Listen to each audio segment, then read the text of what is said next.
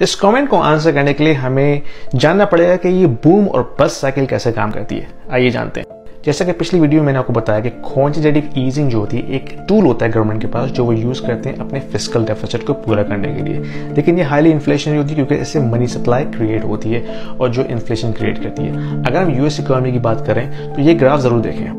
ये ग्राफ आपको बता रहा है total money supply circulating in US economy.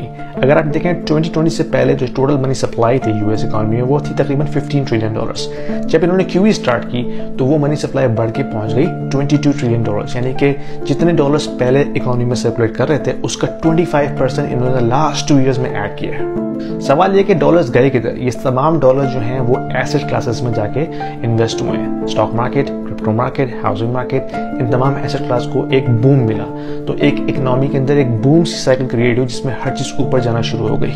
और जब आपका 401 के ऊपर जाने लगे, आपकी घर की कीमत बढ़ना शुरू हो जाए तो आप एक वेल्थ इफेक्ट फील करते हैं। आप लगते हैं आप अमीर हो रहे हैं ऑन पेपर। तो आप क्या करते हैं? आप इकोनॉमी में स्पेंड करते हैं, आप अपने घरों को रेनोवेट करते हैं, आप अपने घरों को रीफाइनेंस करके उस पैसे से कुछ और खरीदते हैं, चाहे वो एडिशनल प्रॉपर्टी हो, चाहे वो बोट हो, चाहे वो न्यू कार हो, या आप वेकेशन पे चले जाते हैं। और सिर्फ यही नहीं, इन्होंने लूज मॉनेटरी पॉलिसी के जरिए अपने इंटरेस्ट रेट को बिल्कुल बॉटम पे लिया है। तो उससे क्या हुआ?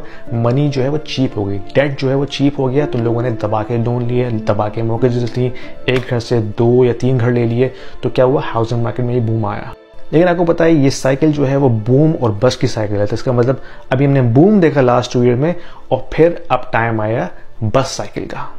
तो ये तो था फन पार्ट और अब आता है वरी पार्ट जिसमें ये बूम साइकिल बस्ट साइकिल में कन्वर्ट होती है। और उसकी वजह क्या होती है? उसकी वजह होती है हाईली इन्फ्लेशनरी एनवायरनमेंट। हमने देखा इन्फ्लेशन कॉन्स्टेंटली ऊपर जा रही है।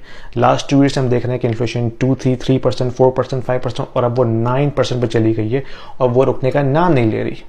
और इस केस में सेंट्रल बैंक के पास और कोई चारा नहीं होता कि वो इस रग को पुल करें। वो कैसे करते हैं? क्वांटिटेटिव टाइटनिंग के जरिए।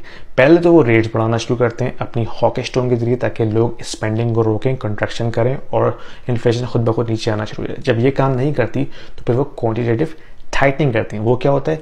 जो बॉन्ड्स उन्होंने बाय किए थे ईजिंग के टाइम अब वो सेल करना शुरू करते हैं। जब वो बॉन्ड सेल करते हैं तो बेसिकली मार्केट से जो डॉलर्स उन्होंने क्रिएट किए थे वो सक करना शुरू होते हैं।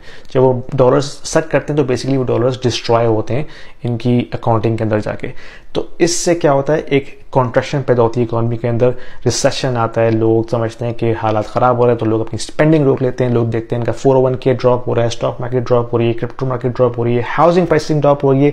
तो ये एक नेगेटिव वेल्थ इफेक्ट क्रिएट करता है जिससे स्पेंडिंग बिल्कुल कॉन्ट्रैक्ट हो जाती है। दैट्स कॉल्ड रिसेशन और ये अब बिल्कुल आने वाला है, उसके लिए तैयार रहें।